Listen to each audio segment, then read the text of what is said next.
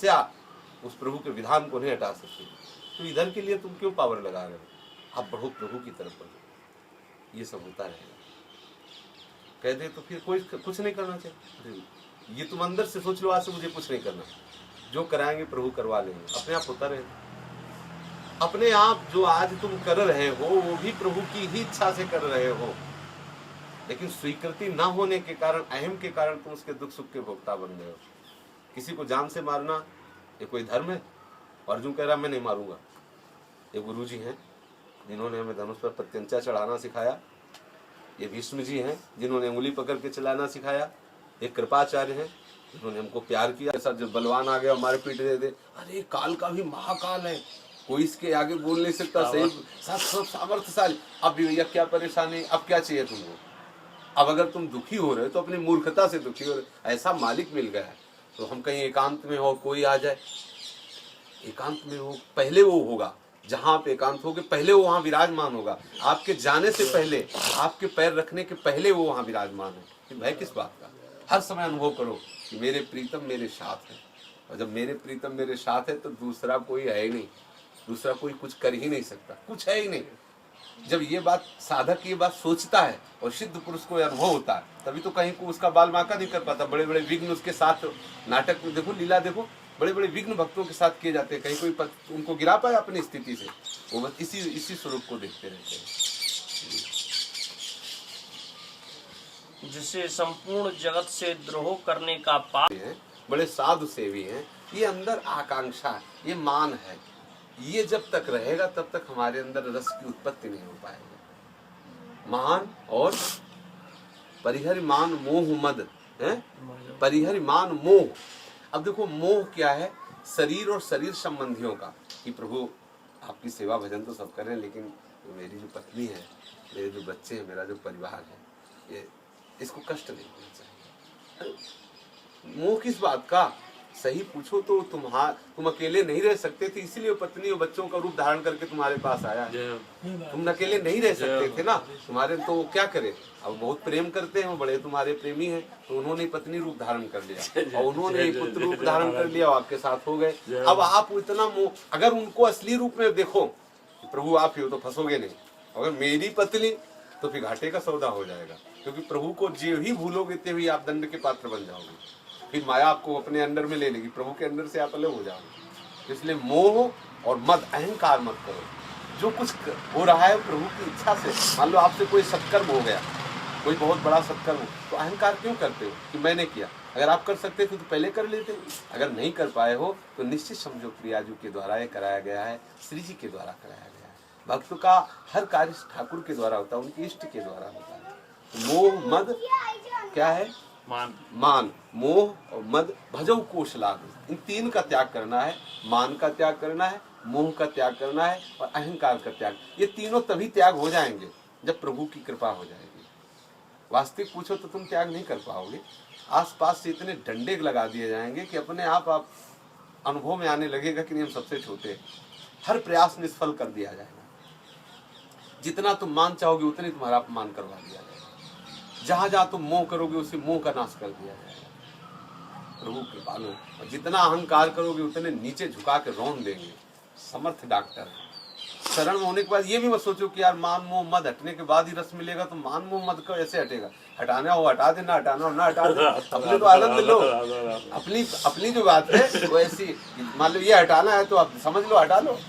उनसे बता दो कि हटा देना है मान मोह मद। सुनते हैं कि आपके मार्ग में परेशानी की बाधा है, हटा देना, आपको आवश्यक समझ में आवे तो हटा। हम तो जैसे हैं तैसे आपके हैं, बस इतनी बात है। देखो कितना आनंद आता है। और ये बोझा मत लादना कि हटाना वो करना है।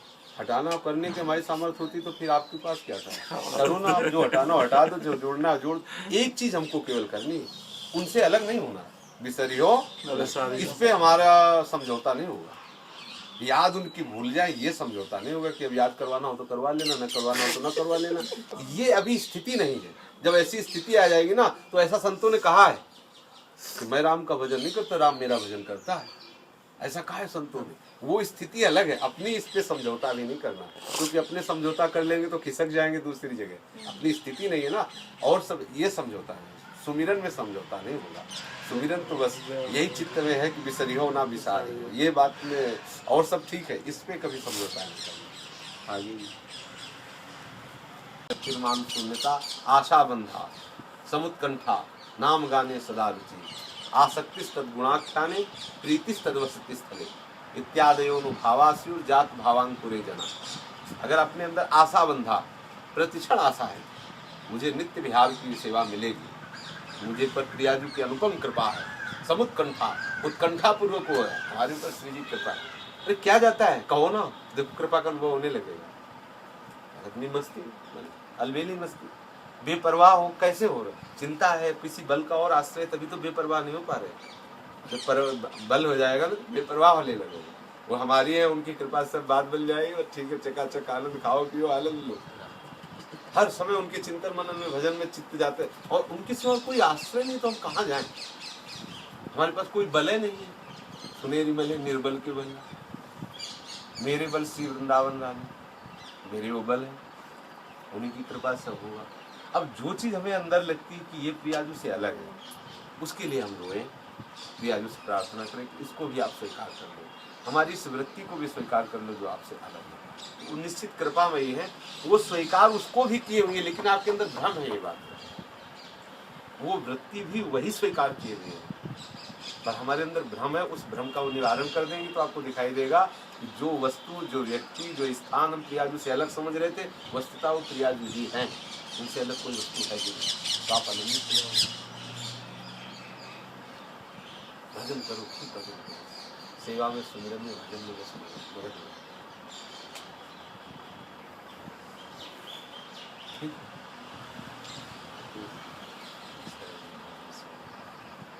प्रसन्न रहा करो, स्वार्थ परमार्थ समर्पित कर दो श्री जी के चरणों, क्या बने क्या बिगड़े। जब तक अपने कल्याण की चाह है, तब तक प्रसन्नता नहीं टिक सकती। जब कोई चाह ही नहीं रह गई, कल्याण नरक मिले कि स्वर्ग मिले, अभी क्या भगवत ऋषि जी की बात देखो, महापुरुषों के वचनों को क्या कह रहे हैं।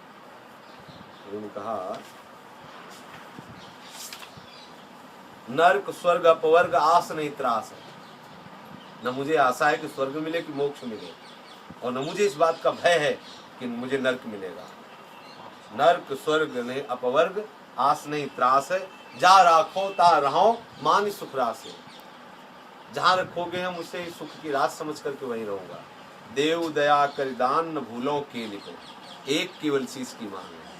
तो मैं आपकी खेल विलास, लीला विलास को कभी भूलूं नहीं, एक यही दया करके दान दो, आपको भूलूं नहीं। देव दया कर दान न भूलों के लिखो, भगवत बलित तमाल बिलोकों में लिखो। आपकी कृपा से मैं आपको इस रूप में देख सकूं कि जैसे तमाल पर कंचन की बेल लिपटी हो, ऐसे श्याम सुंदर के हृदय से आप विराजमान हो, हृदय में लिपटी हो, ऐसा मैं दर्शन निरंतर करता रहूं और मुझे कोई आकांक्षा नहीं। और ये उनकी देव दया करी दान, ये मुझे दान दे, ये किसी साधन से नहीं मिला।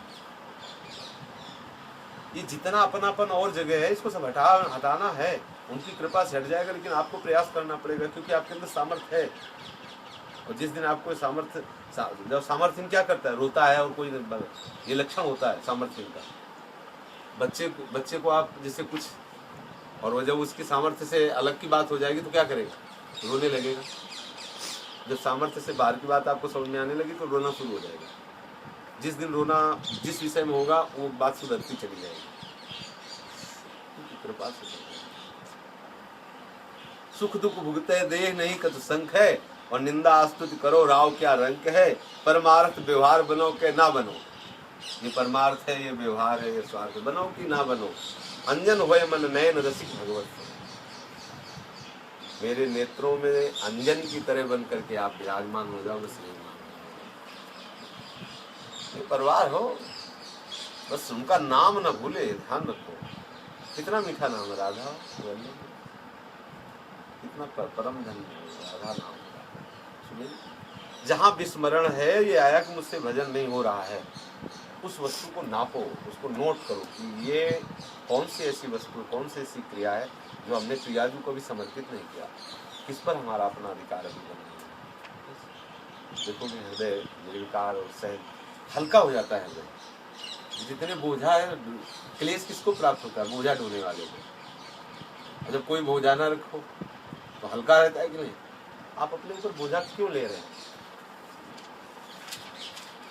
मेरे में कोई शक नहीं। भजन भजन करना, भजन जब भजन ना होगा फिर ये सब अनुभव होना बंद हो जाएंगे। होगा सब भजन से। हमें तो ऐसा कुछ नहीं लगता कि जहाँ प्रियाजू का विस्मरण हो जाए। कोई क्षेत्र ऐसा नहीं जहाँ विस्मरण हो जाए। जैसे किसी के पास कोई हादसा हो जाता है, कोई तो उसको भूलता नहीं, हंसाओ खिलाओ खवाओ पियाओ, तो उसको एक रह के वही चिंता रहता है कि नहीं रहता है। कोई घटना हो जाए, किसी अप्रिय का विछोह हो जाए या किसी प्रिय का मिलन हो जाए, दोनों बात है।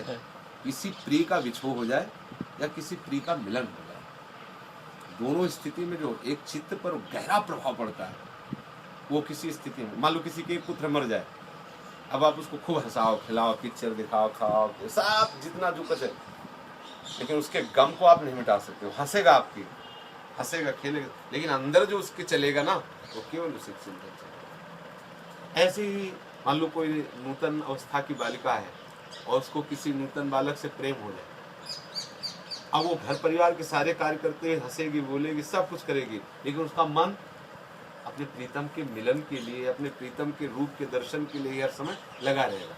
ऐसी ही चित्त वृत्ति सारे संसार के कार्य करते हुए श्री कृष्ण से, प्रिया प्रीतम से मिलने, उनके दर्शन से, उनके स्पर्श। और यदि मान लो संयोग का सुख नहीं प्राप्त हुआ तो वियोग का एक शोक बैठ जाना चाहिए।